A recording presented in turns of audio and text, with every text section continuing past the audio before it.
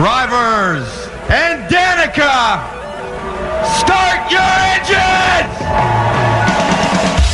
Pull those belts down tight one more time. Warm up those tires. Hit your marks and let's go racing, boys and girls. NASCAR, Indycar, Formula One, Formula E, NHRA, and local dirt track and drag strip racing talk. This is the fastest hour in radio. Where'd you go? Where's your home? How'd you end up all alone? Can you hear me now? Hear me now. Here's your host, Steve West and Dustin Harmer, with producer John Myers. Indeed, the gang is all here, and racing is here. It is weekend. Racing has come upon us. We had this little nugget. We had this hour's worth of almost hearing the motors run, and I say almost because they were electric. We had the Formula E series that did 1 hour of racing last week, and it was kind of like, okay, now I have that little itty bitty appetizer that just whet my appetite that much more for racing. Yes. And yesterday, man, Sprint Cup series, Sprint Unlimited practice. You know what I did last night? Oh yeah. This is what I did last night. Tell me. I was on social media checking things out, looking at all the pictures, very jealous of everybody. Sure. Because they're there. Yeah. But I kept watching the videos. By the way, Joe Moore's picture on Facebook this morning, I'll tell you about it in a minute. Yeah. They had a couple of videos on there that were showing some of the cars on track. I think I watched it probably about 1,000 times. Oh yeah. I just sat there. Maybe more. Getting ready. A good friend of ours for the Entertainment Roundtable, Josh Walsh, getting prepared to get married last night. Had a reception over at the Irwin's house, and one of the Irwin's house. And so we're getting prepared, and I'm getting dressed. And in the meantime, I've got my eye over there on the television. My wife's going, "Get ready." It was fun. Joe Moore, of course, Motor Racing Network. Yes. Posts this morning from probably his hotel room, looking out over the Atlantic Ocean with the sun rising. And I'm going, I am so jealous. Hate you. Now, he posted another thing last night, too. MRN did as well. The sticker that's going to be on some of the cars. It's optional for the cars, to the late, great Barney Hall. Yes, and that's so well-deserved. Yes. So, that said, I'm Steve West, ready for racing. Dustin Harmer across from me, Been right ready. over on the other side of the glass. There is the producer, known as John Myers. Good morning. How are you? I'm great. Yes, Ready all for well. racing. Yeah, no doubt about it. And then in studio, Yes. and he promised he would be, And he promised his wife was coming with him. That's right. That's Late Model Mark and Mrs. Late Model Mark. We don't break promises, my friend. No, very, very We well always show when we say we're going to be here, Steve. Well, and here's the thing. This week, and it's not just you, but we have had you and several other people championing the idea of us getting into talking about the NHRA. and what a perfect weekend, Steve, with the opening, absolutely. the NHRA Winter Nationals at my former home track. Right. The Nitro is in the air, and There I you can't go. wait to talk about it. We got a lot of folks listening this We morning. needed that extra time, and when we got that extra 30 minutes, we're like, you know what? Now's the time. We can add it in here, but it's kind of the same situation that you have been working up so far. You are trying to familiarize yourself with open wheel racing, Yes. IndyCar, and Formula One. Yes. I've seen it, but there's only so much you can learn from a tape-delayed ESPN broadcast. Yeah, I've seen it as well. Just You know, I haven't really. Yeah, I've done some. Dived into I've it. done some bracket racing where you go out there and you take your own car out there and you're setting a time, but getting into actual talk about the NHRA and the IHRA, which a buddy of mine used to call the Illegal Hot Rod Association. With now Mike Dunn as president. Yeah, we're going to be talking about that coming up here in a little bit as well. But since you've been in and around this particular aspect of racing for a while, Tennis blood. absolutely. Since So- 64. Yeah, so we'll get to talking about that. Right, let's see. Let's do all the housework here. Yes. Phone lines are open if you're listening on Saturday morning. You better be. 941-1011, toll-free 866-551-9933 if you're listening to one of the replays Saturday evening or Sunday morning. Sorry, you missed out on your chance to call in and be a part of the show. Also, you can be a part of the show on social media. Fastest Hour in Radio is on Facebook, facebook.com/The Fastest Hour in Radio. Also on Twitter, @Fastest Hour, Instagram, @Fastest Hour. If you missed the show because you slept in or you forgot to set that alarm clock, or you missed the replays because you're busy watching something else tonight, Sure. I don't know, the Sprint Sprint Unlimited. Unlimited. You can also go to YouTube, search The Fastest Hour in Radio, and we got all the shows right there. You can listen into them at your leisure. And one big quick shout out this week, because I didn't get to do it last week. because we've Go been so for it. busy. Want to give a big, huge, happy birthday shout out to my best friend, Nikki DeMond, back up in Maryland. Missed her last week. So happy 35th. Welcome to 35, Nikki. There you Miss go. you. See you soon. All right, there we go. All right, let's get into some of the news here real quick. As there was, again, that little nugget of racing on the track last week. FIA Formula E Series rolled through the streets of Buenos Aires, Argentina. When all was said and done, Sam Bird was the man celebrating the win. He held off a hard-charging Sebastian Buemi. Bird started on the pole. He was out front the entire event, at first using just enough of the car to hold off both Nico Prost and Antonio Felix da Costa. All the while, Buemi, who had a bad qualifying effort, was moving through the field with quite a bit of vigor. By the time the drivers were beginning to pit to change cars, the ones with full batteries, Buemi was up to third, moved up to second when Lucas de Grassi made a mistake trying to pressure Bird for the lead. That allowed Buemi to take over second, but Bird was able to block all the moves that Buemi attempted, claiming the win. Buemi second, de Grassi third, Stefan Sarrazin fourth, and Nico Prost fifth. Buemi holds the driver points lead, up 4 on Degrassi. Bird's win moves him up to 28 points behind the leader. Loic Duval and Jerome D'Ambrosio are 4th and 5th, 48 and 50 points out respectively. In the Constructors' Cup, Renault Edams leads with 101 points. Schaefer Audi Sport second with 86. Dragon Racing, an American-based team, holding 62. DS Virgin Race 58 with 4th. No one else is within 60 points of the lead. It's going to be another 28 days before the FIA Formula E Series races again, but that'll be here in the United States of America. Well, they got to charge up them batteries again. Absolutely. Yeah. Racing this weekend will include the NHRA's Mellow Yellow Drag Racing Series in action out at Auto Club Speedway in Fontana, California. It's the Circle K Winter Nationals. Pomona.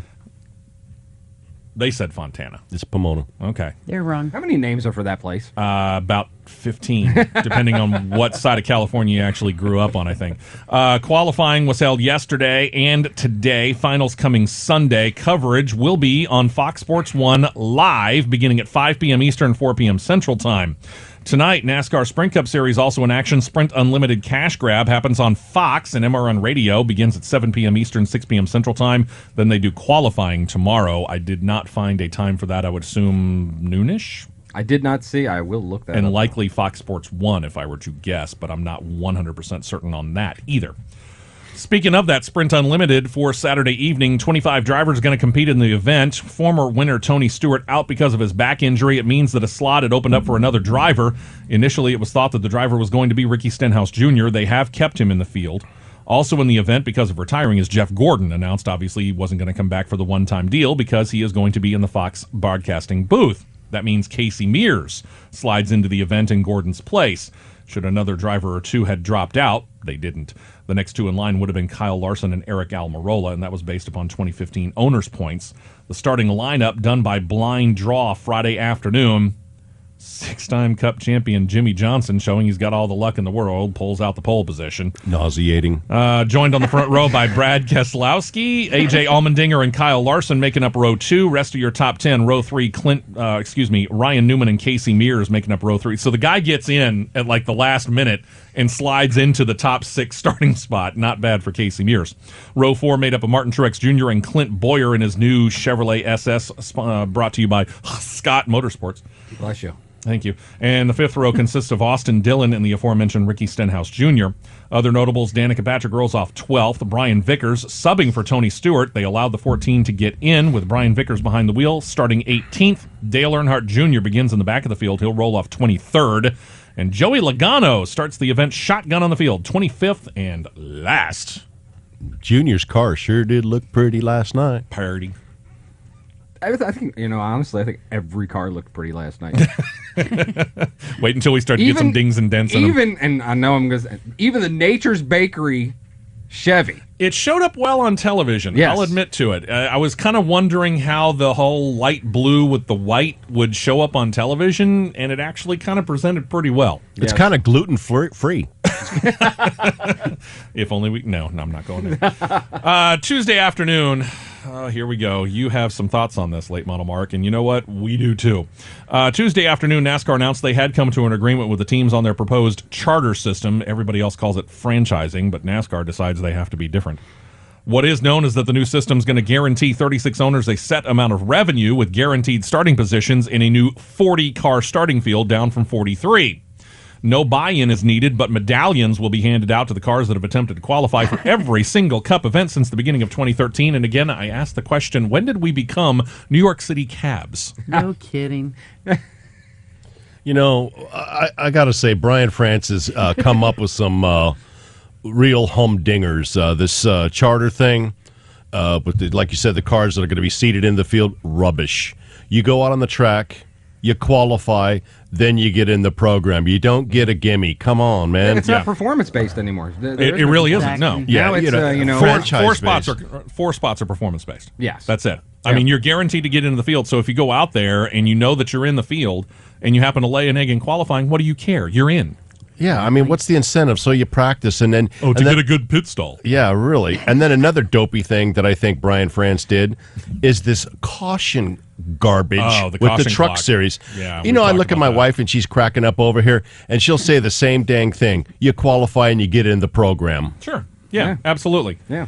It drives me crazy. I think it would be great to see, all of the drivers, all of them not knowing if they're going to make the dance or not. Yeah, exactly. I think it makes it a little more exciting. Even Horseshoe Jimmy Johnson. Yeah, I think it makes it more exciting. Get in there. We've got what was the count that I heard last night? 45 cars that are going to try to attempt to qualify for the Daytona 500. So 5 are going to go home. 5 will go home now instead 5. of 2. Instead of 2, yes. And you feel sorry for the 2. Now you got to feel sorry for 5. Yeah. And you know what? They're going to be probably some pretty high quality cars with some pretty decent names behind the wheel. And see that's what I mean by the fact that if you actually made it where everybody didn't know if they were going to make the dance. So if everybody has to go out there and has to do the best, we could see guys that you would normally, who have the medallion, right, and are already in the race. You see them going out there and possibly not going into the race. That is huge. Let me throw 3 names at you right here that at this moment, because we haven't heard finalization of sales yet, we'll get to that in a second, there are 3 names, big names, that could actually not qualify for the event tomorrow.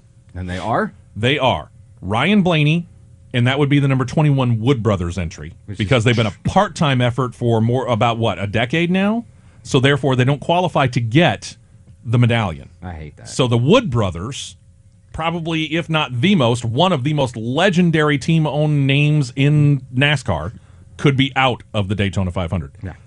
2004 or 5 Cup Series champion Kurt Busch. 04, because Kurt Busch in the 41 only began in 2014, therefore they don't meet the requirements for a medallion. Right. They could potentially not be in the Daytona 500. The number 19, Joe Gibbs Racing, Carl Edwards, because they only started that race team in 2015, and therefore don't meet the requirements, could be out of the Daytona 500. As of this morning, and I say that because the rest of the story is this. The owners have the ability to sell charters as well. Early reports talked about needing to meet certain requirement and performance guidelines. Currently, 38 listed full-time cars in the Sprint Cup Series, 1 car each from aforementioned Stewart House Racing and Joe Gibbs Racing needing charters. They are expected to purchase them from the now defunct Michael Waltrip Racing. The other 2 that might need some assistance, the aforementioned 21 of the Wood Brothers, and Michael Annette, the entry for Scott Motorsports. We'll get back to that in a minute. I said, as of Tuesday, it was 41. Since then, 4 more cars have decided they're going to attempt to qualify for the Daytona 500.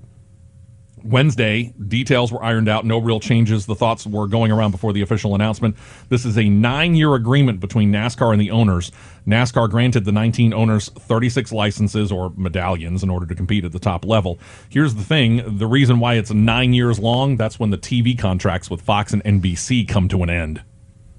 Swell. Time. Yeah, I just don't like the timing of the fact that they do this charter system. I mean, we heard about it a little bit of piecemeal throughout the offseason. One thing came up, and then it was kind of like, okay, whatever. Yeah. But then they institute it right before the season starts. Absolutely. They Slam it right down the week before. And that's the thing. It totally changes the entire complexion of the entire season. This can change the entire season from the beginning, from today, from the sprint, heck, from practice yesterday. So now comes the question. End.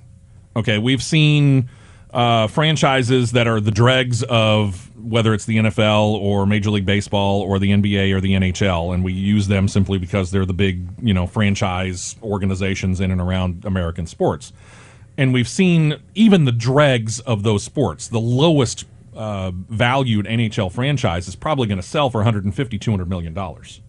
You know, the worst performing NHL franchise of all time, you're still going to spend $150, $200 million. How much is one of these charters worth?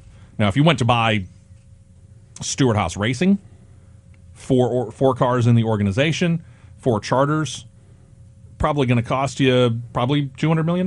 Yeah, Give or easy, take. That was easy. the last valuation of it from Forbes magazine anyway. Right. You know, Hendrick Motorsports, which is the pinnacle of NASCAR stock car racing, they're worth, what was it, 350 last time we heard, I think, something like I think that? it was around 350, yeah. As for the worth of a single charter, former Michael Waltrip Racing co-owner Rob Kaufman, who along with Waltrip holds the 2 of those coveted medallions, thinks that they're going to go for a pretty nice chunk of money. He estimated somewhere in the single-digit millions of dollars, so anywhere between $1 and $9.9999 million for a single charter. It's all about money. That's absolutely crazy. And when Dustin said the big boy word complexion, my complexion turns red every time I hear these foolish changes in NASCAR. And it's, in a sense, it's no question of why sometimes the interest in the sport, I haven't lost much, but the interest in NASCAR diminishes a little bit because they change it from the old school stuff, which was tried and true and was working good.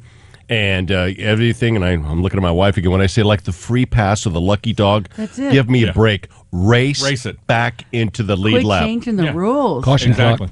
Caution clock. That goes in there. Yeah, all these ideas. I mean, and there's a lot of people, especially on the social media. You know, I've been talking about the fact that this is going to be extremely hurtful to NASCAR. I mean, think these guys, when they started NASCAR way back when, weren't worried about medallions and charters and all that. Man, they went out there and they raced What a was real car. racing They then? Well, showed up with what they had and they tried to get out What there. they were and do- worried about was qualifying to make the field. Yeah, That was it. that was it. You know, they knew they had the chance. In this case, 45 drivers trying to get into a 40-car field. They knew they needed to go in there and run. Otherwise, they're one of the 5 cars that have tucked their tail between their legs and they're going home. Yeah, now these guys get a participation medal. Yeah. Oh, my gosh. You know, I remember going late 60s and through the 70s from Riverside to Ontario, and they had, a 40-car starting field, and there were 65 or 70 cars going for it. You had to race to get in it. Yeah. Because it's called racing for a reason. Absolutely. Yeah.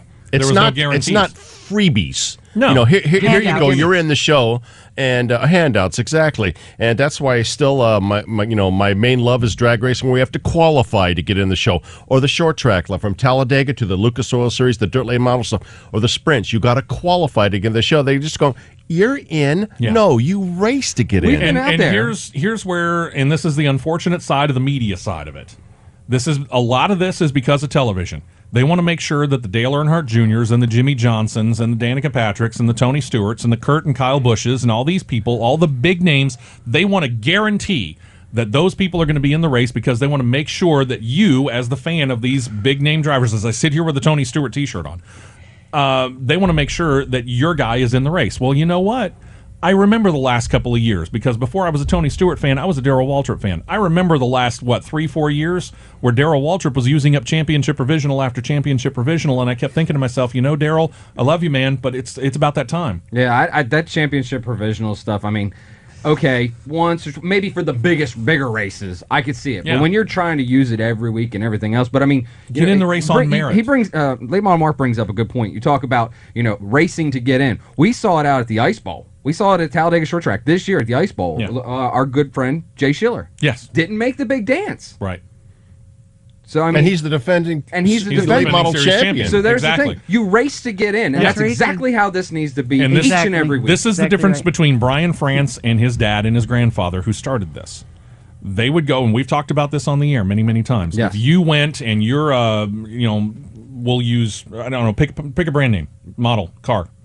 Ford. Okay, if you're a Ford driver and you go to Brian, if you went to Big Bill France and you said, hey, listen, I need a little bit of help. My Ford is, it's not doing as good as the Dodges and the Chevys over there.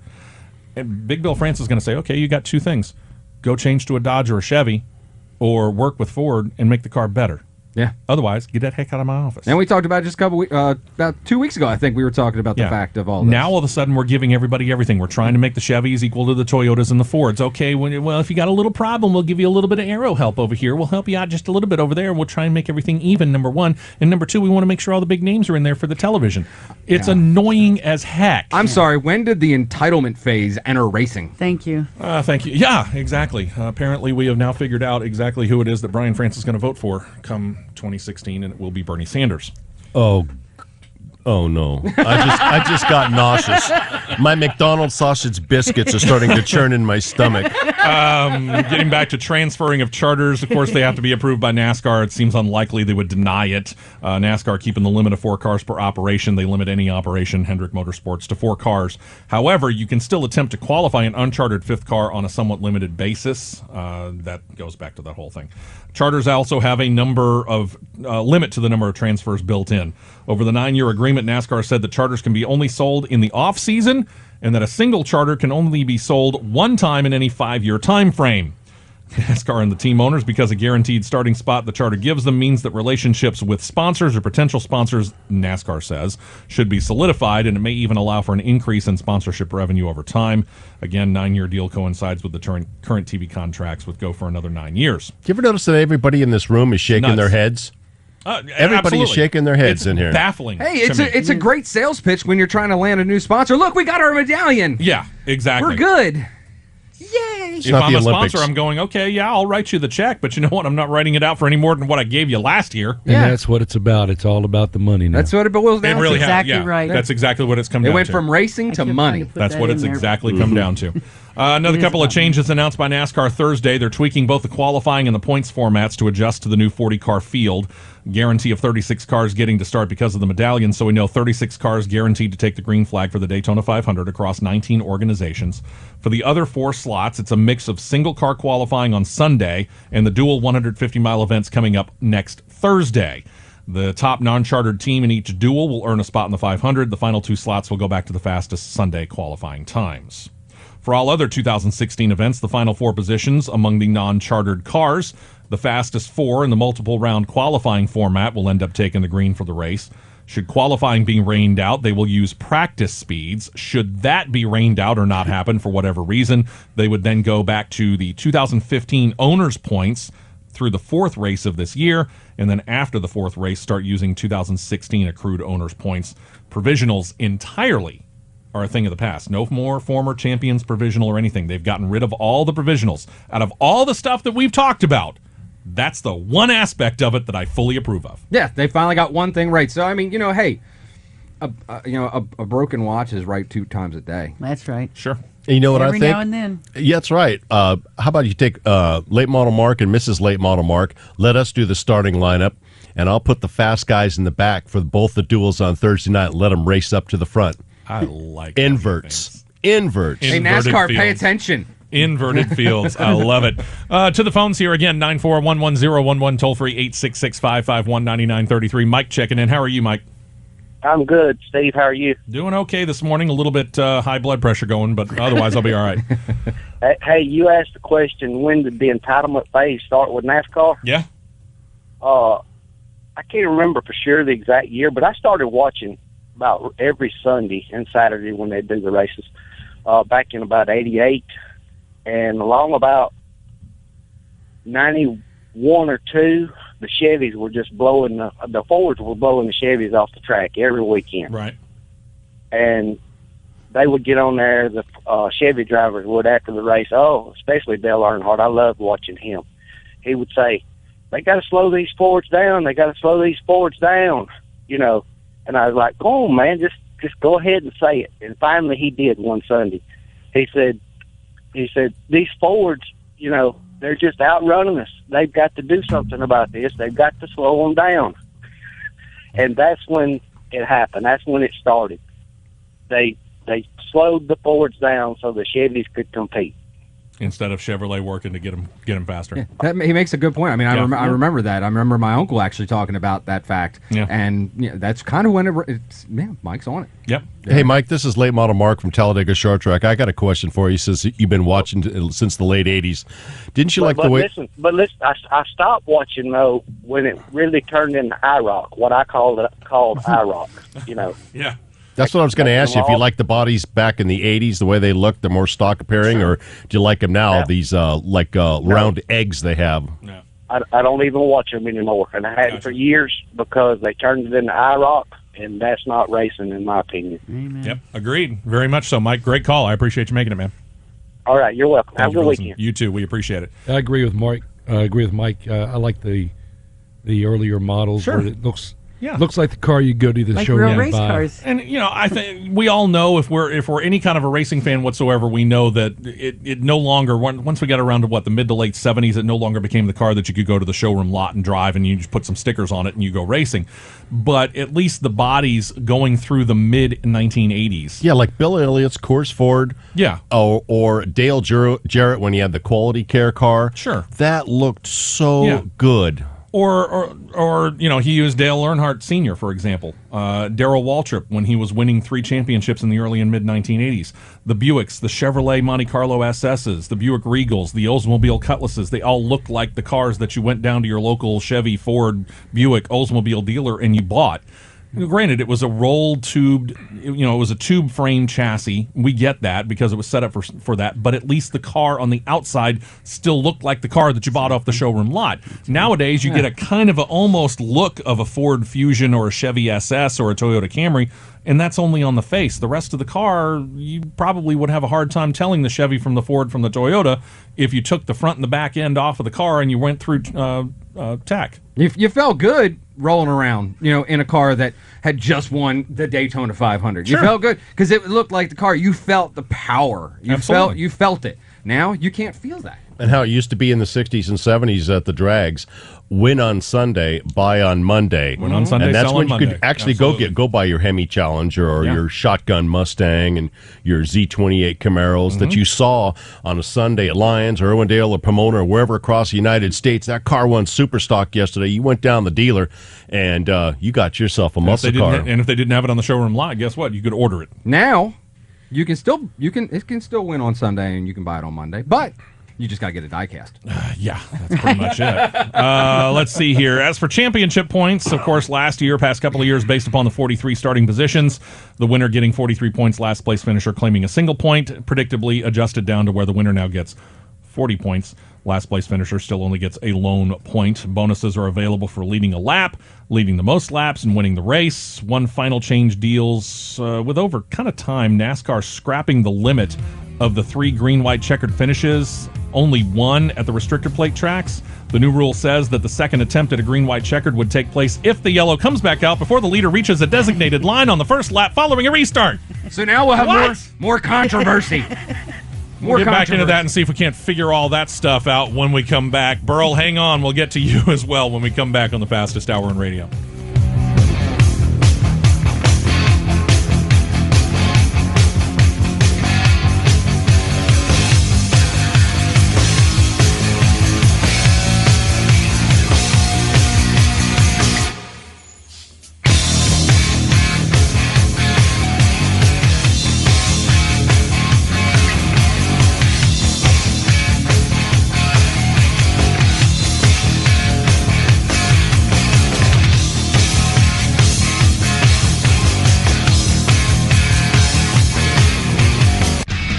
You're listening to the Fastest Hour in Radio on Superstation 101. The new year is all about starting fresh and with a clean slate. How about this be the year you finally put down cigarettes completely? With Wild Vapors in Sylacauga and Alexander City, you can do just that. You know you've quit at the end of every cigarette. So let Wild Vapors show you how with vaping. Owners Eddie and Shelley were former smokers themselves. They started Wild Vapors because they knew they wanted to help others lay down cigarettes as well, with their own special brand formula that will help you gradually reduce your nicotine intake to eventually none at all. Their signature formula is mixed in an off-site cleanroom facility with using only the highest quality USP ingredients and leaving out artificial sweeteners and other unnecessary chemicals. Eddie and Shelley have your solution to finally laying down cigarettes. Join the 1,000 others who have found the freedom from smoking with Wild Vapors in Sylacauga and Alexander City. Give them a call at 256-369-2569 or stop by one of their 2 locations in Sylacauga Walmart Shopping Center or their Alexander City location. Stay on track with Wild Vapors. I am Greg Lloyd, and you're listening to the Fastest Hour on Radio on Superstation 101 WYDE. 4 new tires and a tank of gas, and we're back to the Fastest Hour in Radio on Superstation 101.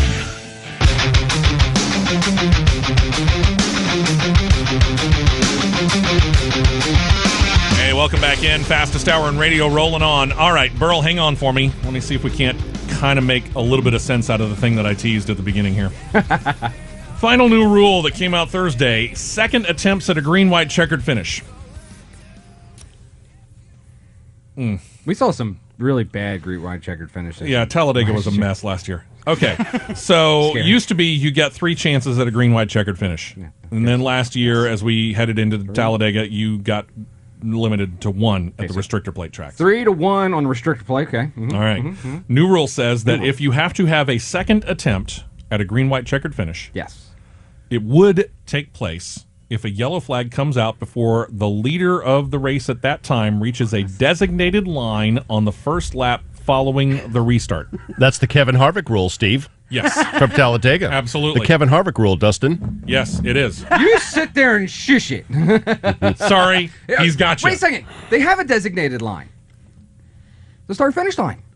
There's already a designated line. My missus called that before I did. She goes, Harvick, look what he did. And he caused that. Kevin Harvick rule. And I like the guy. This one, they're going to give you a chance to get up to speed. For example, at a Daytona or a Talladega under restrictor plates, they're going to give you a chance to get up to speed. So it's going to be somewhere on the back stretch at all the tracks. Should the leader be on that line, be beyond that line, when the yellow comes out, the field is automatically frozen, and the next flag they see is the checkered flag when they get to the finish line. Is it appropriate that the Demolition Derby is on above my shoulders here? That we're talking about that rule? Are we playing that Demolition Derby again? MAV TV really needs to get is that appropriate?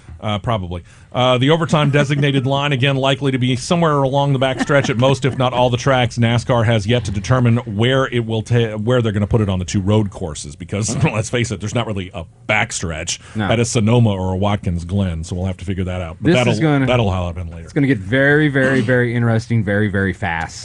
Yes, and we'll just keep making. How many races are going to be messed up by this one? Well, we start to make all these artificial things here. You know what? You know, I don't have a problem with the 3 attempts at a green, white, checkered. I think it actually adds a little bit of a huge level of excitement. Yeah, because it's like, okay, we didn't get it this time, but we still got another shot. Now it's like, you don't have another shot. Yeah, the artificial line was the start-finish line. That designated line was the start-finish line. If they got past the start-finish line on lap number 1, guess what? Didn't matter. Next time a flag flies, that's the end of the race. That's why I was like, oh, we already have a designated line. But now we're going to make another one. We're gonna have Is it no line. wonder why I consume adult beverages when I watch NASCAR?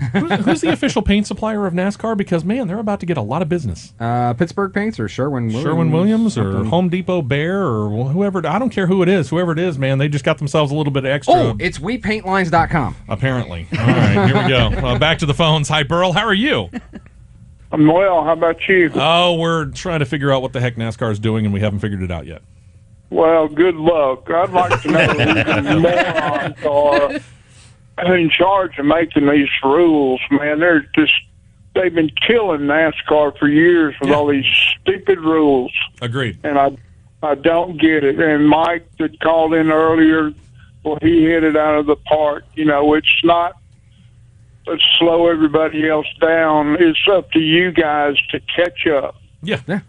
Got it. You know, and I remember one year at Talladega, I went out there and Darrell Waltrip was just, he was blowing everybody away. He had a half a lap lead on everybody. He ended up DNFing. But, I'm fine with that, if I want to see good racing, I'll look back further in the field. Yeah. So, I don't get it. Steve, we ought to petition NASCAR to let you and me make the rules, and we'll see. I like your thinking. I like your thinking, Burl. You got my vote. All right. Thank you, Burl. I appreciate it. Take care. Burl has been a long-time listener. He has. Back to when the fastest hour in radio was just like this little 30-minute segment on a show that I used to do on Saturdays for an hour. And Burl from Sylacauga was actually the first one that championed me starting to, and then later us, starting to talk about open-wheel racing. He wanted to hear IndyCar Formula One stuff a whole lot, and from down in Sylacauga, we really appreciate it. And speaking of Sylacauga, we also appreciate the support of our fine friends at Wild Vapors. That's right. I talk about it every week, and this is just one of those things.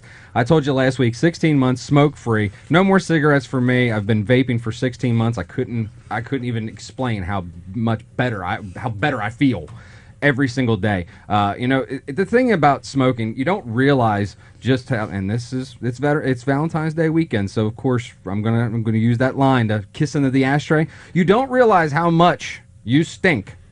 Until you go around people that are still smoking and you're not. Then you realize just what kind of, not just harm you were doing to yourself, but harm you were doing to those around you. And you wonder why you didn't have any friends. But you can have friends, Steve. You can have friends if you lay the cigarettes down today and visit our good friends Shelly and Eddie Bowman at Wild Vapors in Sylacauga and the Walmart Shopping Center, and in Alexander City, right there at the corner, right over there next to Central Alabama Community College. Stop in there and see them. Find out what you can do to lay the cigarettes down. Pick up vaping today. The thing that we talk about every single week, we talk about the juices. The juices are absolutely amazing, and this is why. No sucralose, no diacetyl, there's no aspartame, there's nothing added to these juices. It's just what you need. And the problem that everybody finds that if they start using this stuff, but they don't know what they're putting in their bodies. Well, you've already done that enough. Whether you've been smoking for 15 years, 20 years, 30 years, it's never too late to stop smoking and stop the damage you're doing to your body. Visit our friends at Wild Vapors today. Give them a call. Pick their brains a little bit. Find out the information you want to, but definitely find out the information from the most knowledgeable people that we know at Wild Vapors. Give them a call today, 256-369-2569. Visit them on Facebook, facebook.com/wild.vapors.5. Or the best thing you can do, stop in there today and talk to Shelly or talk to Eddie at Wild Vapors. Stop smoking. Set yourself free with Wild Vapors. Absolutely. And they have gotten calls, and we appreciate you, our listeners. They've gotten calls from Coleman and Jasper and other places around there, and it is worth going the extra miles to go see them because they do know what they're talking about. They're not taking the shortcuts. Yeah, don't trust just anybody. Make sure that you trust somebody that has the information, that they've got it. You call them, like I said, for 5 minutes, and I guarantee you, you'll have a whole different outlook when it comes to smoking and getting rid of them today. All right, here we go. Front Row Motorsports getting ready to field a third entry to attempt to qualify 3 cars in this year's Daytona 500. It will need to get on speed, but it's a number 35 Ford Fusion going to be driven by Cup Series veteran David Gilliland. He's got a pretty good record at Daytona.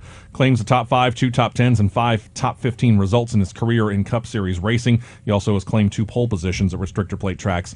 Sponsorship for the number 35 not yet announced. Word began to leak out Wednesday Stewart-Haas Racing was going to tap Brian Vickers to replace Tony Stewart at Daytona. Vickers, according to Fox Sports 1's NASCAR Race Hub that day, had not yet been cleared by NASCAR, but they did report he was off the blood thinners and the medication protocol for blood clotting issues that he's been dealing with over, the past 5-6 years? It's been something like that now. The fact that Vickers would fill in for Stewart at Daytona was confirmed Friday. At this time, Vickers is only slated for Daytona. That means Sprint Unlimited, qualifying the duels, and the Sprint Cup Series race next weekend. That's it. He did get cleared by NASCAR medically on Friday as well. He announced that he is, as he was introduced for the ride, FoxSports.com reports, though, Ty Dillon, they're going to tap him to drive the 14 for an unspecified number of upcoming events, presumably, first of all, the ones where Xfinity and Sprint Cup Series are both at the same track, and then later news came out that it also happened to deal with when Bass Pro Shops is slated to be on the 14 car because Bass Pro Shops is a Ty Dillon sponsor as well. Friday, during a radio interview, NASCAR chairman Brian France was asked about whether Tony Stewart would have the chance to compete for the chase for the Sprint Cup slot should he meet all the qualifications needed. And while he didn't give a definite yes, Brian France said, quote, "I think we're going to treat this just as we did Kyle Busch. Good. We will cross that bridge when we can. I hope, for his sake, just like I was hoping for Kyle's, that will be sooner rather than later. And the sooner the better in the terms of making a decision on our end," unquote. Stewart, of course, would still have to win a race, something he hasn't done since 2013, and get inside the top 30 in Sprint Cup Series points in order to make the chase, should he be granted such a waiver. But we saw it last year, and we're not looking at backmarker equipment. Again, we're talking about Hendrick Motorsports equipment, engines and chassis, and of course, Stewart-Haas Racing is building their own bodies, but they're getting quality equipment. He's got himself a new, granted, rookie crew chief, but it's a guy who has come from championship pedigree. He used to be a team engineer on the 4-car for Kevin Harvick. So it's not out of the realm of possibility, but Tony Stewart is going to have to figure out something that he hasn't figured out from 2014 and 2015. He's got to get back to the attitude that he had. He's got to. I thought he was kind of there. Everything that we saw in the preseason, NASCAR media days, when he was doing the interviews, he seemed to have that little glint in his eye. There was something different. Used to be when he knew that car was on a rail. Let's go back to the 2011 chase when he won 5 of the 10 chase events.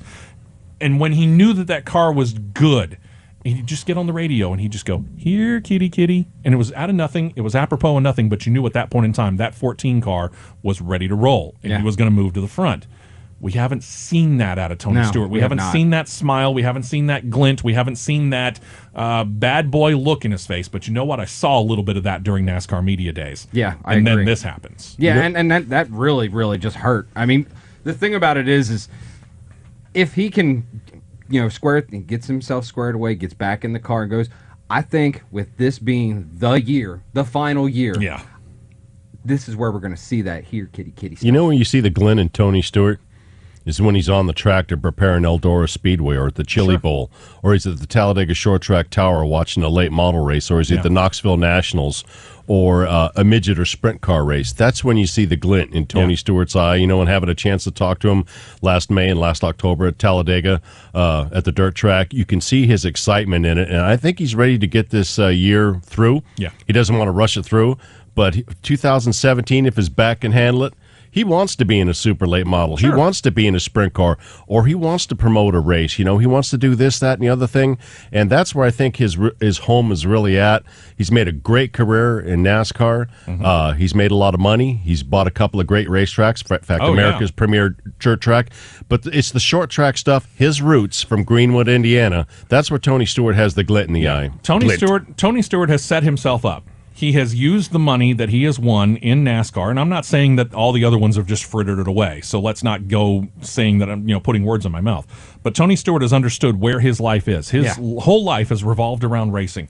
And what he has done from IndyCar and moving into NASCAR, he understood, I take this money, I can get an Eldora, I can start my World of Outlaws team, I can go over here and run a few races that I want to on my own. I now have my own dirt racing series in the Midwest, Ohio, Indiana, that kind of area. Pennsylvania, the All-Star Circuit of Champions. Exactly. Michigan, I think, actually, they do some races there as well. So he's got his own series. He's got a couple of tracks. He's got a couple of teams because he said that while he won't be in the car next year, he's still going to be Stewart-Haas Racing. Yeah, I mean, there's another thing. He put together a NASCAR top-level championship team. This is a man who understood and knew who he needed to talk to about doing all the things that he wanted to do to set himself up for the rest of his life after he got out of the car. Yeah. Very smart guy. And he will admit, first things first, I learned so much from Joe Gibbs. And I got to congratulate him. He's done a fantastic job. Yes, he has. Real quick, for those of you that are wondering who's going to fill in other than Ty Dillon and Brian Vickers, for those of you that are hoping for Jeff Gordon, no. Jeff Gordon has said on television, I've got a contract. I'm on television. I'm not running the 14. Mark Martin? If I didn't have television contract, I'd have jumped at the 14. But I have a prior obligation. Mark Martin, I'm done with racing, quote unquote. Straight up. There was nothing else. It was, I'm done with Why racing. go with the old guys? There's so many guys in Infinity or truck or elsewhere who could do a good job. Here's another name, because on Facebook, I'm a part of a couple of Tony Stewart fan groups. I've heard the name, hey, can we put Rico Abreu in there? Which wouldn't be a bad deal. Problem is, Rico is not yet cleared by NASCAR to run at the Sprint Cup level on a restrictor plate track. That's true. So he can't do it. Yeah. It's a good idea, but let him run the truck series for a year. Yeah, he needs to get a little bit of seasoning there. There are other guys that you can pull. Yeah, there are other guys that you can pull. We've heard the name Elliott Sadler as a possibility. Oh, another retread. I like him, but come on, man. Yeah, I'm not so certain. I think you can find one of the younger guns down there who would love to get jumped up there. Would love to jump up there and get that taken care of. So there's still time. We've got 2 weeks here at Daytona. So you brought up Jeff Gordon. Yeah, for a moment there. Did you see the promo that Fox Sports put out this week with I've seen Jeff? a couple. I've seen the one with Kenny Rogers where he shows him going from when he was baby with the little mustache, which horrible look, by the way, all the way up until now where he's in the suit. They had, but are you talking about the one on the LA freeway? Yes. They had the chase. They chased him all the way up the LA freeway. The news coverage is going on. Looks like he's going into the Fox studios. And he pulls in. He gets out of the car. He says, "Hey guys, I'm just going to work." Yeah, we know. Can we get just want a selfie? I remember that baby mustache. Mrs. Late Model Mark and myself saw Jeff Gordon win a USAC sprint car race in 1990 at Mesa Marin Raceway in Bakersfield. It was the Sunday after Turkey Night, and him and Rich Vogler put on a heck of a duel. And he got out of his car, and you see the skinny twig with bad mullet hair and a little mustache like that. Right. And you don't don't think much of nothing on that. But, hey, this guy was good. He beat Rich Vogler, and he beat Ron Schumann and Leland McSpadden to win this race. We never seen him before, and look at him now. Look what he's doing now. What a career. Yep. Oh, we should all be so lucky. Yeah. NASCAR and Chip Ganassi Racing have announced a sponsorship deal, both with the same banking institution. Nevada-based Credit One Bank has become a sponsor for Jamie McMurray in the number 1 Chevrolet SS, but another part of the deal has the bank now able to offer the official credit card of NASCAR. The bank let it be known that they would be working up officially licensed NASCAR-themed credit cards very soon. The bank going to be on the hood of the one car for 3 events this upcoming season. Didn't that used to be what was that bank in Delaware? NBMA? MBNA? Something like that. Yeah, it was MBNA. Apparently now we're based out of Nevada. By the way, the first transfer of a charter happened on Thursday. Scott Motorsport announced that they had come to an agreement for a short-term transfer of the Premium Motorsports charter for 2016 that allowed Harry Scott, who had already assigned the number 51's charter to their own number 15 for Clint Boyer this season. They will now guarantee the starting spot for the number 46 Chevrolet SS driven by Michael Annett. He will now be locked into all events in 2016. It's weird because this new system does allow for short-term transfers as opposed to outright sales. See, we're already messing with the whole charter thing, and we haven't even gotten locked in yet. What was that 5-year thing? 5 year, 9 years, yeah, 5 year, yeah. Right. Both Joe Gibbs Racing and Stewart Haas Racing did announce they are in negotiations with the former executives at Michael Waltrip Racing for those 2 outstanding charters. SHR announced earlier this week that their organization would have 4 charters for 2016. Joe Gibbs Racing officials announced the same day, I think it was Tuesday or Wednesday, that their expected acquisition was, quote, just a matter of finalizing the transaction, unquote. Yeah, I got to sign the check. Yeah, pretty much. Just got to sign the check. We got to come to an agreement on how many zeros it has, and then sign it. Add another 0, and we're good. Yeah. And you will never see medallions, charters, franchises ever with the NHRA. Or Lucky Dogs. Quite frankly, IndyCar or Formula One or Formula E or just any other amazing sport that has a brain. Horrible. Yeah. Somebody took a wrong turn. Amen. When we get into the drag racing segment, I got some pretty good information on you on how the NHRA works with their fuel teams and such. Are we certain that it was Kyle Busch that was behind the wheel of that Xfinity car last year at Daytona and not Brian France, who then hit his head? Ooh, Steve with a funny over there, but a good one. I like that. Yeah, maybe. I think the whole Kyle Busch thing was photoshopped. Possible. It is. You know what? It was for publicity. They put him into hiding for several weeks. He missed half the season, and then he came out and won the championship. You know what happens? He overdosed on M&Ms, Dustin. Yeah. Too many crispy M&Ms. Oh, back to the more serious stuff. Circle Sport Levine Family Racing confirmed their 2016 driver lineup. They announced they will attempt to qualify 2 cars for this year's Daytona 500. Ty Dillon will drive the number 95 Chevrolet SS. This will be one of the Circle Sport main things. Sponsorship from Cheerios Cereal and Kroger Supermarkets. But they are also going to enter Michael McDowell, who will run the number 59 at Chevrolet SS. They'll have sponsorship from K-Love Radio and Thrive It Financial. McDowell's entry is going to have to get into the race on speed or through the dual events. And then after we get out of Daytona and we head to, Atlanta, second race of the season, Michael McDowell will take back over the number 95. Hillman Racing will attempt to qualify the number 40 for the Daytona 500. Brake Clean is going to be their sponsor on that Chevrolet SS. They're going to put Reed Sorensen behind the wheel. Again, no charter, so got to make the race through the qualifying procedures. Another team attempting a one-time qualifying effort, BK Racing. They're going to put a 3rd car in the field with Robert Richardson Jr. driving that 4th entry. Sponsorship from Stockit. It's a company that describes itself as an eco-driven longboard company. Man brings checkbook, man gets ride. Apparently. One race deal, he's going to drive a number 26 Toyota Camry as opposed to the 23, 83, and 93 that they had announced previously. That should be an extremely interesting car with longboards. Longboards, Surfing. Yeah. Are we talking longboard, or are we talking about actual, 2x4s being 10 feet long made out of, No, I think this has definitely got to be... I don't know what this is. It's got to be a surf company or something. Maybe. Yeah, man, we're making our waves in NASCAR now. All right, phone lines continue to ring, and we love the phone calls. 9411011, toll-free 866-551-9933 from Hoover, our good friend Margaret. Hi, Margaret. Good morning, good morning, good morning. How are you? Oh, I'm okay. How are you feeling? Did France not screw up a 2-car funeral? That was a good one. I think he could. I'm doing fine. You asked me that, and we were both talking at the same time. Yeah. Do you remember? I I'm as old as I am, through the generation, usually you hear people, you read about stuff, when they get to third generation or something, they're the ones that always screw it up. They spend all the money. They do everything wrong. Well, Big Bill France builds this humongous empire, but his son, Bill France Jr., is right by his side. He's seen everything that his dad worked for and busted his butt for. Right. Brian France comes along. He doesn't see all the infrastructure that had to be built up. He sees the finished product. Yeah. Well, I mean, it's just, as you say, this temporary, what did you call it a while ago, short-term charter, or whatever you called it, that somebody, you just had it just a couple of minutes ago, you read something about news somebody was getting, and they would be guaranteed that.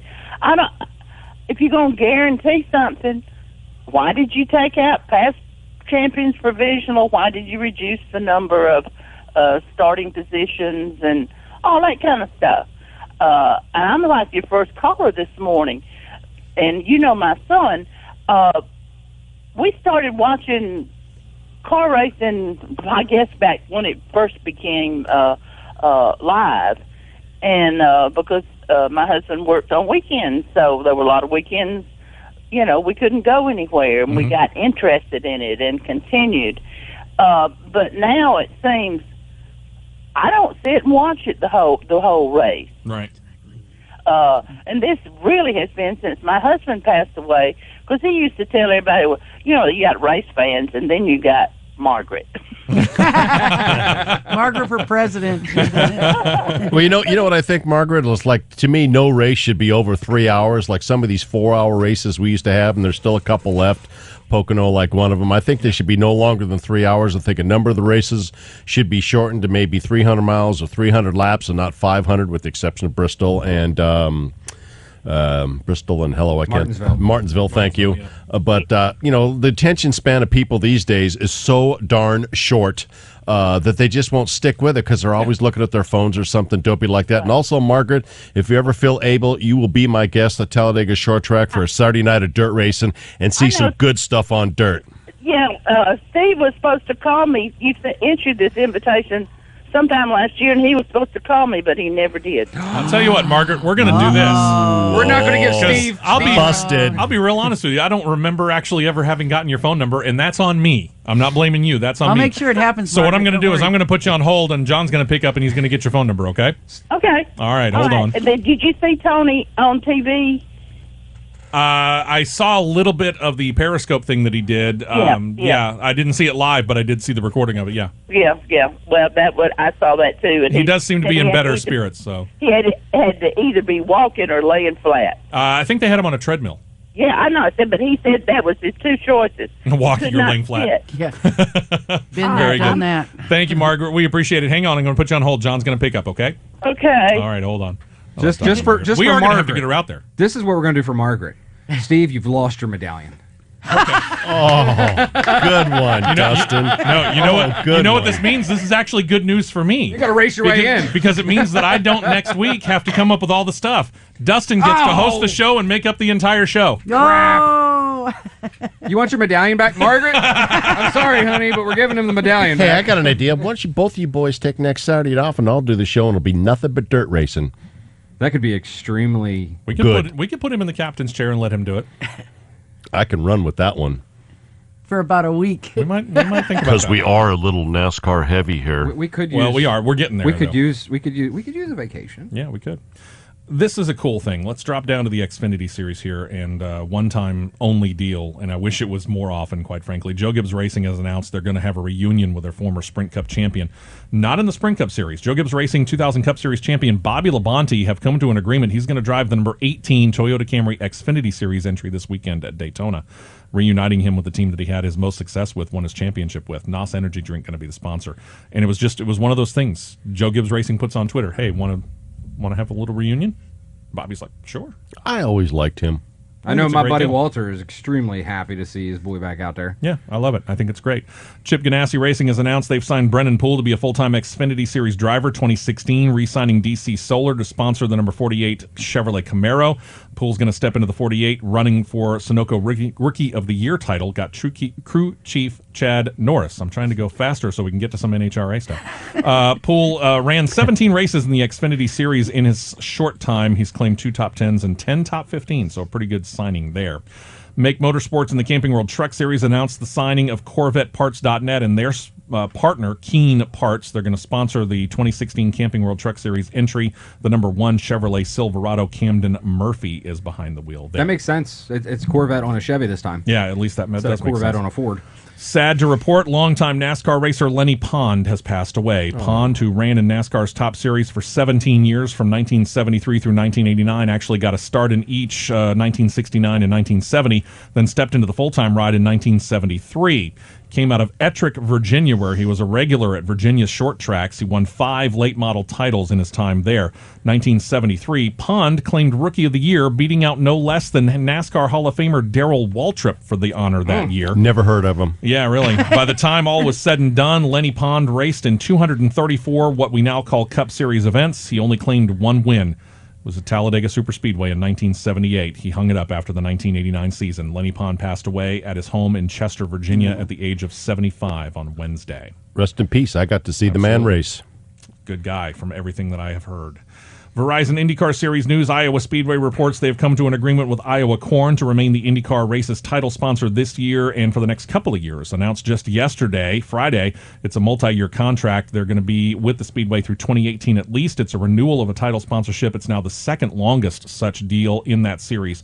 Goes 10 years this coming year, so at least they're getting something done right over at IndyCar over there. They're at least seeing something of a resurgence in popularity, and I like to see that. Did you happen to hear that super late model track record holder Brett Holmes, son of Stacy Holmes, has gone to the ARCA Series? Stacy spent some money.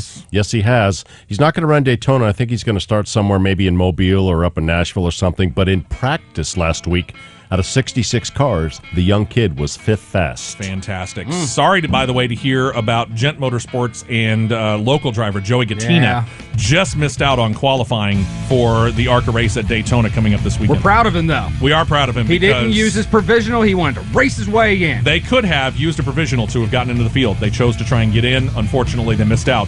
Something about some 10 provisionals for the race. Garbage. Thanks, ARCA. We got to take a break. When we come back, we'll finish up IndyCar, Formula One, and we're going drag racing. Fine. Like the Christmas trees. Coming up here on the Fastest Hour Burn in some Radio. nitro.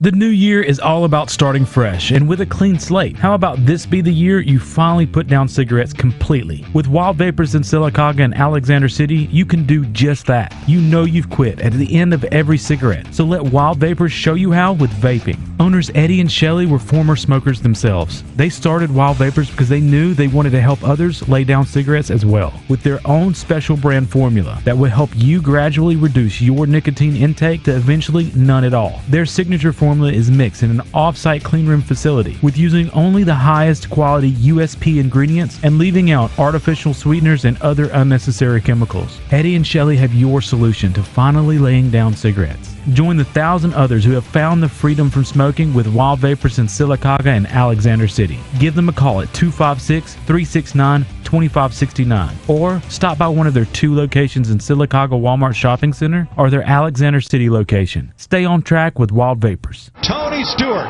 wins the Cobalt Tools 400. This is Tony Stewart here to tell you about a way veterans and service members can get on the fast track to well-deserved benefits. It's called eBenefits, a website created by VA and DoD that gives veterans, service members, and families instant access to more than 40 benefits and services. It's a way to serve those who have served us. To get started, just go to www.ebenefits.va.gov or just do a search for VA eBenefits. Brought to you by the Department of Veterans Affairs. The only show that covers NASCAR, IndyCar, and Formula One. The fastest hour in radio on Superstation 101.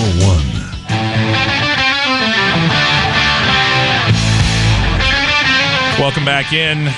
Fastest hour in radio rolling on. Chip Ganassi Racing in the Verizon IndyCar Series has signed a sponsor for Max Chilton in the number 8 entry. Sponsor going to be an international insurance firm, Arthur J. Gallagher & Company, based out of Itasca, Illinois. They have operations in 31 countries. The marketing department of the company said of the partnership, quote, and take note, sponsors, racing has a tremendous global appeal and millions of fans around the world. The deal, while not announced, is thought to be a one-year-only deal. I'm trying to figure out who the bigger moron of the week is, Brian France or this group out of Boston, Massachusetts, who have named themselves the Coalition Against IndyCar Boston. They've come out against running the planned Labor Day weekend event in the Massachusetts state capitol. Since the race was first announced, the group has been vocal about their opposition, claiming it will harm the environment, and have petitioned the state's governor, Charlie Baker, to compel race organizers and other agencies working to get the race going to review it under the state's Environmental Policy Act. Larry Bischoff, leader of this group, said in a statement, quote, we feel strongly that the race will cause major harm to the environment, including damage due to noise, traffic, construction, hazardous waste, and improper use of Tidelands property. Have you ever driven down Interstate 95, you flippin' moron? I vote for Franz, but they come in a close second. It's pretty close. By the way, here's the deal, folks. If you want to know why, I will say that I was born in Boston, Massachusetts, but claim Alabama as my home. I present to you Larry Bischoff and the Coalition Against IndyCar. Larry, buddy, here, let me ask you a question there, Skippy. So how do you get around? I'm guessing you probably don't go around on your little, Segway. I think he probably drives a car. I drive a Segway. No, he drives a car. So guess what? You're doing the noise too. Probably just like a Prius. Yeah, really. Oh, yeah, but you know what? I'm saving the environment in my Prius. Yeah. No, you're not. I'm doing it all by myself. Another group thinking that the Indy 500 might be a great way to get their opposition to a particular 2016 presidential nominee to be known. An Indiana group named No to Hillary in 2016 has begun a crowdfunding effort to get enough money for a one-race sponsorship. Looking at the Indy 500, they want to run an anti-Hillary paint scheme for the biggest event on the Verizon IndyCar Series calendar. Sweet! I love this! At this time, the group has raised only about $1,000, but they're seeking $999,999 in order to ensure that theirs would be the only sponsorship on the car. They got about 45 days to attain that total. I've seen a drawing of it, and it's got No to Hillary 2016 on each of the sides, on the front and the rear wings. Wait. How do we help? It's crowdfunding thing, so look for No to Hillary in 2016. There you go, folks. We got a Trump track packer at Talladega. Do we? It's a Cadillac, says Trump on the side. Oh, that's right, it does, yes. All right. Well, speaking of Talladega short track, Jay Schiller, who has just let us know that his new car and engine are about ready to go racing. Shh, that was secret. No, it's no secret no more. No secret no more. What's up, Jay? What's happening, guys? How are you, man? I'm doing good. Hey, Steve, I heard you just got busted. Oh, I've been busted a lot, so what's the difference? I don't know. Which one? What am I being busted for this time? Margaret. Oh, yeah. Trust us. We'll make up for that. We'll make up for that. Don't worry about that. And, hey, me and Mark, we'll get the show next week. Y'all don't take off.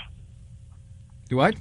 Don't take off. Me and Mark will have the show next week. Oh, okay. So we can take off, and it's Late Model Mark and Jay Schiller. Right, That'll be there you interesting. That'll be an interesting show. We might just have to be here and sit over there. We got to do this. Now it has to happen. We'll just sit over on the side watching chat. It's all dirt racing. Okay. I'm all about you. Congratulations, Mark. You have the You con. have a show. As Trump would say, you're fired. Well, either way, the door's open, so come on up, Jay, okay? All right. Hey, Mark, did you see the Davenport and the Bloomquist, East Bay? I did not see last night's results. In fact, I don't think my two partners here realized that the Dirt Late Models have been kicking some major keister in Florida for 2 weeks, and World of Outlaw regular Josh Richards has been whipping up on the Lucas Oil Series boys, except for Davenport won, I believe, on Thursday night. I did not see Friday night results. I've been in the computer because I got up so darn early. But I did not hear the latest thing. Tell us, Jay, what happened with Bloomer? Great show. A repeat of Thursday night. Well, that pretty much sums it up. Maybe Wednesday night. I'm thinking Thursday night. Yeah, I didn't see last night. I worked late. I work early. It was 1 o'clock in the morning when I got done. Well, very good, Jay. So are you going to run super late models? I'm gonna run super. That's what I'm He's talking going about. big time. I love it. I love it. So you're going to be ready when it comes time to unveil that new ride for 2016. Not the end season. We're still lacking a few parts. We've got a new addition. Sad day today. The enclosed trailer I've had since 2000, 16 years. A good part of my life is leaving today. Yeah. It's going to Richmond, Virginia. Wow. Hello. Richmond. I'm waiting for the guys to come pick it up right now. All right. Well, hey, a little bit of help for the 2016 efforts, though, right? Yeah, we got a bigger edition. We're going bigger. Yeah. Going bigger. Bigger, better, hopefully faster. Yes, faster. There you go. Faster. Love it. All right. In by performance. So you're going to be in studio next week, right? Sure. All right. I'll be there. Come on up. We'll see you here. I got it. All right. Thanks, Jay. Looking forward to it. We might actually throw you guys. We might give you like 30 minutes. Maybe 45 if you do even better. You want the whole thing, huh? No, 90. You want the whole 90? He wants the 90. We might have to do that. He wants the whole kit and caboodle. I don't know. We got to talk He about said Sprint 90, but Unlimited, why did he show 60? Yeah, I don't know. He's tired. I'm tired. I say with the first 30 minutes we do, and But then once we hand get it it, off. once we get into we Nitro, got we'll to get talk about fired Sprint up. Unlimited. Yeah. We got to give the results of the Sprint Unlimited, the qualifying efforts, and the NHRA from what they're doing this weekend. So we got to give that. I can stuff. do that, and it'll take about 3 to 5 minutes. And the crispy but you see people M&Ms, that- people will get the Toyota detail. crashed, Yeah, no, I'm not going to dropping out of the race.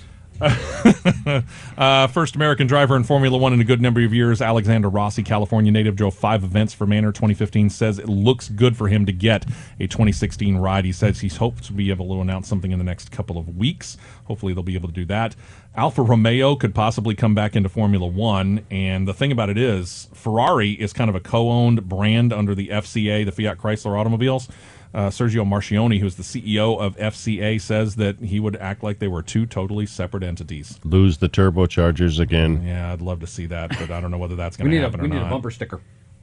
India could be interested in hosting an FIA Formula E show because Mahindra apparently was part of some little expo over there and showed it off, and apparently now everybody over in India is excited and wants to put themselves on a Formula E race. Now, let's get into this. NHRA. Glory. Moving over from ESPN.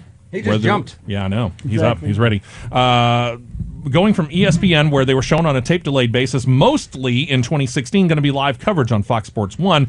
The network has announced who and what to expect when the sport debuts for them this weekend. Dave Riff is going to be their play-by-play or primary announcer. Analysis comes from 2-time Funny Car champ Tony Pedregon. You've got pit area manned by Bruno Massel, Jamie Howe, at least in California. And Bruno Massel's former competition eliminator world champion, 2 years. Yeah, and pit reporters could change throughout the course of the season. They got 2 or 3 others that are in rotation. Fox and Fox Sports 1 have claimed that they're going to feature all 16 national events this coming season, included in their planned 120-plus hours of programming related to the NHRA. Fine. When you add in Fox Sports 2, it's a number that now jumps to over 450 hours of programming related to the sport, because they will add into the coverage of the Mellow Yellow Drag Racing Series, the Lucas Oil Series, the J&A Service Pro Mod Series, and repeats of the previous weekend's Mellow Yellow Drag Racing Series event as well. You know what this means? My DVR is going to get some work this year. There you go. That's right. Also, Stephen March, NHRA is going to debut something really cool for $99. You'll be able to get an entire national event live streamed. Like you go Friday morning, you watch the stock eliminator comes out. You can watch 3 full days of national event for $99 starting in March, probably at the And Gator you can do it Nationals. throughout the entire course of the season. We announced it last week. Yeah. What you're going to get picture-wise is what they will show on the big screens.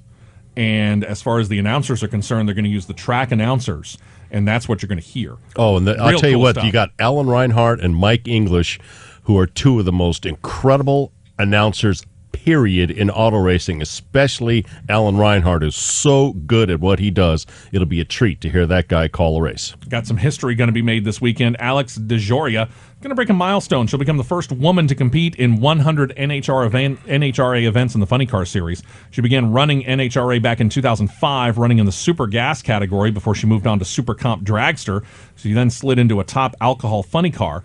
But by 2011, she was doing double duty, running her own self-owned top alcohol funny car, but also driving for her current team, Kalita Motorsports, in the funny car ranks. that she now currently competes in. Since then, 99 events later, 3 national title event wins, 3 number 1 qualifiers, and finished each of the past 2 years in the top 10 in final standings. 100 events for her this year. And she's not the only one that is making history. Courtney Force, John Force Racing, they're talking about making this comeback that they felt like last year was a down year for them. They're really looking forward to a bounce back this year, so it's looking real good over there. And John Force is going to have just a little bit of consulting help from his old crew chief, Austin Coyle, coming up here. And, whenever you finish, Steve, I'd like to say something on why I like drag racing a lot, and it'll just take a minute. Let's do this one more story, and I'll wrap it up. I've got another little political commentary coming at the end of the show. Oh, another one. The NHRA's, and I use this term with the air quotations around it, competing organization, the much smaller IHRA. You alluded to this earlier in the show. They got a new leader. It's a former NHRA guy, Mike Dunn. My favorite. Used to be the television analyst for NHRA events on ESPN. He's been named the new president of the IHRA, which is looking for a way to, again, become the competitor to the NHRA that they once at least thought that they used to be. The organization has quite a ways to go. I have to admit, I hadn't realized the IHRA was still in existence. Sure. They fell that far off the map. The best days was when Larry Carrier ran it, and then Billy Meyer took over, and that didn't work out. And then they went through a series of presidents, format changes. When they had traditional national events, that's when it worked. But times changed. There's just not that many fuel cars that can go around. You'd have a budget for 24 races with the NHRA, and you throw in another 12 for the IHRA.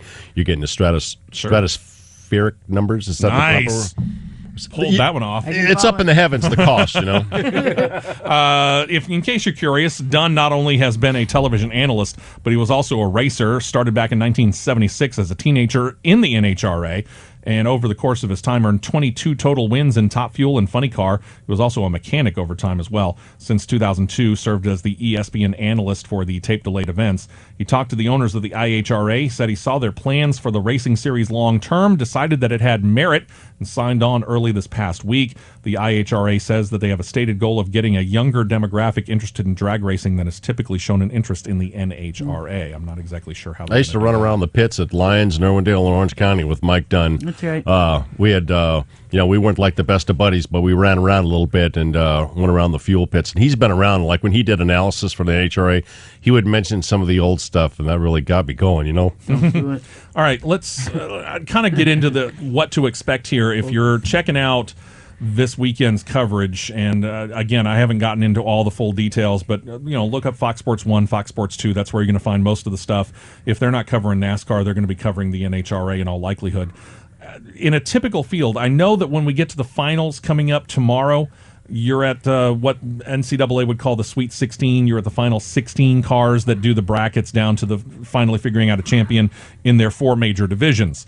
How many cars are you going to get in a typical field? Because you're looking at Top Fuel, Funny Car, Pro Mod, and Pro Mod Motorcycle. Actually, it's Top Fuel, Funny Car, and Pro Stock for most of the events. Pro Stock Motorcycle runs 14 events. The Pro Mod's about 12 selected events. But the 3 major categories, Top Fuel, Funny Car, and Pro Stock, will be 16 cars. And in 2016, you'll see anywhere from 18 to 23 cars, which isn't bad considering that Top Fuel cars are up to about $15,000 per run when you add in all the costs. And you're going to see quality field like Don Schumacher's team that has 6 cars, 35 trucks it takes to get his operation to the drag strip. You think Hendrick Motorsports is big, which it is. Don Schumacher and John Force Racing and Kalita Motorsports are very large corporations. Yeah. But, it's like the thing that got me, my dad took me to the drag You can do this. I lose it sometimes. Focus. It's just he took me to the drags, and his blood, one folks. thing Robin will say It's okay. is what got me into the drags is your pit access. Yeah, you buy a ticket, you can go in the pits. You can't do that in any other motorsport. Dirt track, you could buy a pit pass. Let's do talk because we have talked about this in the past, and while Formula One is very exclusive, you can't really do it. Yeah, there's not much. NASCAR, you can go into the garage area, but you can't really get into the pits. IndyCar has done a pretty nice job, and we've seen this out of Barbara Motorsports Park, where you can get up on the paddock, but you really can't, again, go through the pit area. Here, you can literally walk up after a run, and you watch them tear down the car, and you're like 2 feet. You can literally reach out and touch the car. Yeah, and the driver will come to you. I remember going up and being next to Dom Perdome or Garlitz or Raymond Beadle or Bill Grumpy Jenkins is just like, gosh, you're right there, you know, and they're talking to you. They're not over there. They sign autographs. They're personable. There's so much better access with NHRA. And you know, one thing I like, another thing about the sport that I loved is NHRA was the sport where names brought you in. The names of cars. Oh yeah. The Chi-Town Hustler, the Blue Max, the Tom Hoover's Showtime, the Hawaiian, Color Me Gone, those kind of cars. You could get two of those cars and draw 15,000 people for a two-car match race. Or the personality names. Big Daddy Don Garlett. There is no better racing name to me than that. Don the Snake Perdome, Tom the Mongoose McEwen. Oh, yeah. Bill Grumpy Jenkins. Those two went after each other for a long time. Shortly after, right about the same time that the Ron Howard film Rush, about the 1976 battle, came out, then they came out with a documentary of One, which was just a straight to DVD, and that's about Formula One's history as well. Right about that same time, they came out with a film, and unfortunately, it made, I think it was only released in about 5 theaters nationwide, and then they put it out on video. So go find it. But it is literally Snake versus Mongoose. Yeah, I've got. And it's all about that rivalry. Yeah. You know, it was a huge rivalry in the '60s. Robin bought me a thing. It's called Duel at the Beach. It was Big John Mazmanian versus Stone Woods and Cook and AA blown gassers, and they would draw 10 or 15,000 people for a 2 out of 3 match race at Lyons or Orange County or Irwindale in the 60s, and then they would have what they call the Cam Grinder Wars and Drag News and National Dragster, where one team would insult the other team, and it got the interest so high. It was kind of like Auburn, Alabama. You had to pick one. You had to pick a team, which you liked, and you would go to Lyons, and it was crazy. I bet. It was crazy. There'd be near fights because that's how passionate people were. But the names of the drivers, the names of the cars, they brought it in. When you heard Don the Snake Perdome was going to match race against Raymond Beadle in the Blue Max, you just went, whoa, I'm going to be there. Especially like at Orange County when the late Steve Evans would do a promo. You'd get so fired up you'd be shaking. Yeah. This is totally different. I mean, this is literally you get in on speed. John and I have had some experience from many, many moons ago of running bracket racing. And bracket racing is an idea where literally it's you against the clock, and you happen to be on a dragway, and we were at Hagerstown, Maryland, just outside Mason-Dixon Dragway. Yeah, we were just outside of Hagerstown, Maryland, and running this one. But while you had a car in the other lane, what you wanted to do is you wanted to get enough runs down the track to figure out what kind of a time you were going to run. Exactly. And I'll throw out a number and say 14.75 seconds. And you could not break that. So if you went 14.74, you're done. Right. Okay? But if you ran 14.75 or over, you were good. And the idea is that I would put 14.75 on my windshield. Dustin would come rolling up in his Jeep Grand Cherokee, and it would have 17.4 on his. And it would be a staggered start to where, ideally, if we've got everything dialed in properly, we hit the start-finish line at the exact same time. That's my main experience when it comes to quote-unquote drag racing. It's door slammer bracket stuff. And bracket racing was created at Lyons Drag Strip. Yeah. This can be done around here. A couple of years ago, it's 3 now, I think. Lassiter Mountain Dragway was here doing a show. Yeah, about 2 years. Was it 2 years or 3 years? I can't remember. Lassiter Mountain Dragway is one of a number actually of local dragways where you can go and you can check out local action, whether it's door slammers or whether it's actual drag racing. You can get a little bit of a taste of it, and you can go and do it instead of running it out on the streets and being unsafe at the same time. But as far as when you're looking at an NHRA, they don't have an Alabama slate scheduled. Gator Nationals, Florida. I do know that there is an Atlanta Dragway, which is actually northeast of Atlanta, but still. I've been there. It's in May. The Southern Nationals are in May. So they are coming there. Oh, sure. And you got your Gator Nationals, and unfortunately, they got Bristol at Thunder Valley, which is that's a bucket list one for me because that place wrote the book on being a drag strip in the hills, and that's awesome. Okay, and then there's ZMAX outside of Charlotte, which is kind of a monster in and of itself. Ask my wife how she likes the 4-lane drag racing. Don't. It's kind of weird. It's not racing. It's hard enough to watch 2 fast cars. How do you watch 4 fast now, cars? Are they literally all 4 competing against each other, or is it 2 heads up against heads up, and they just happen to throw them off at the same time? Yep, they're all lit at the front. They have the timing where you figure who finishes first, second, third, and fourth. And at first I thought it was a novelty, and now I don't care for it too much. I'd rather have traditional drag racing, 2 cars going at it. Yeah, I don't think about 4 cars going. I think 2 cars. Just the sound of it and the side of it's really cool, because if you folks out there in Radio Land have never been to a drag race, you go in the pits and you get a nitro bath when they fire up, or you feel it if you're near the starting line. You feel it in your chest. You hear it.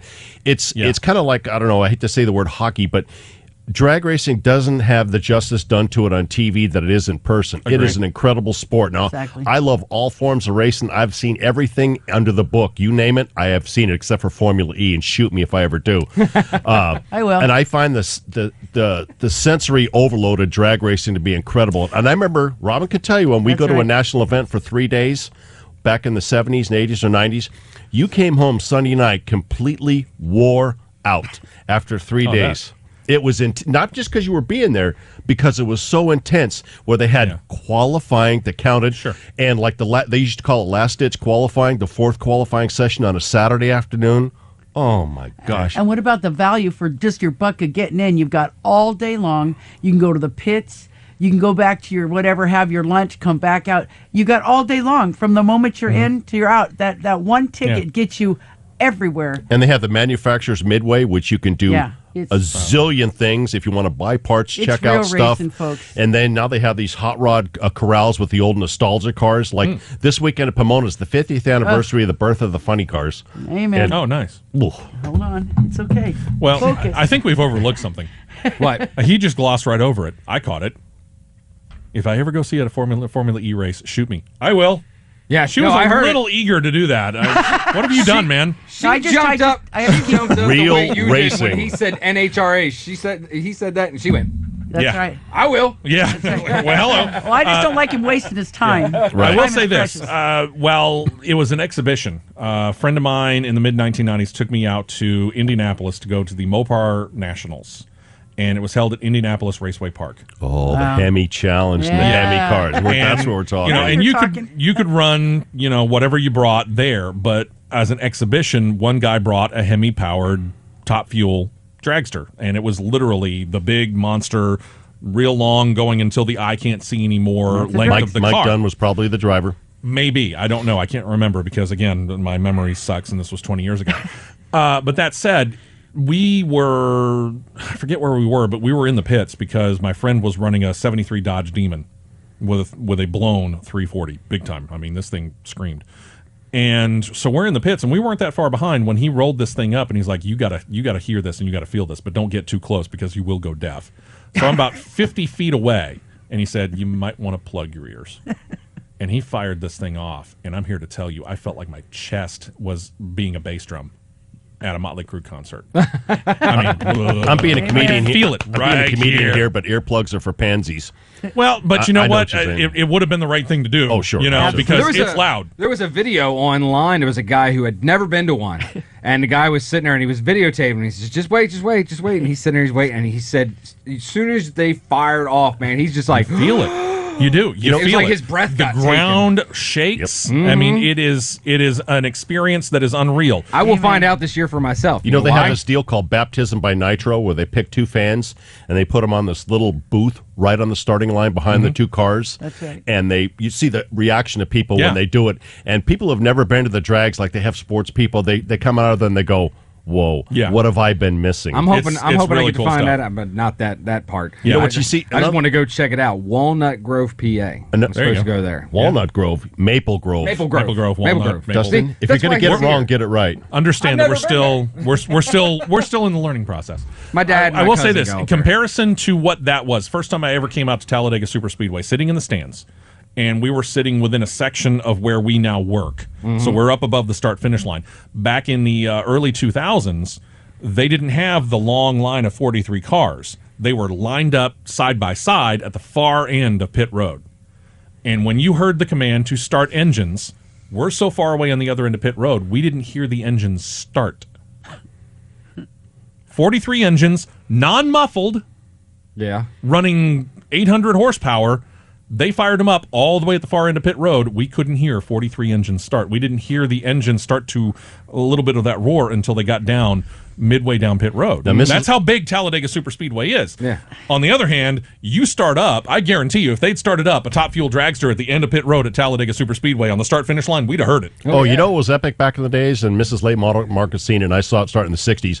Orange County International Raceway, and especially Irwindale, they would line 64 funny cars up on the track, 32 nitro, 32 alcohol, and start them at the same time. Right. That will give you chills from the back of your spine to the bottom of your feet. Yeah. And just, Yeah, that's why we have added NHRA. We're learning still here on the Fastest Hour in Radio. I am here We to are help, learning, Steve. But you know Real what? racing. And I'm throw me excited under the about bus when he gets No a lucky chance. dogs. I'm excited about it. Then we got this one last story, and this could affect some of the local racetracks. It would have affected us at BIR, I think. We try not to get overly political, kind of play on the edges from time to time, but we mostly try to avoid it until this weekend. A new proposal reportedly out from the Environmental Protection Agency, or EPA, if passed, could mean some bad things for those looking to get into certain forms of racing. Regulations in a new proposal entitled, and this is a government title if I've ever seen it, Greenhouse Gas Emissions and Fuel Efficiency Standards for Medium and Heavy-Duty Engines and Vehicles, Phase 2. garbage. Phase 2? Indicate which sort of vehicle modifications will and will not be allowed in the coming years. The EPA proposal seeks to clarify the Clean Air Act as to not allow a person to disable, remove, or render inoperative emissions controls on certain motor vehicles for the purposes of competition.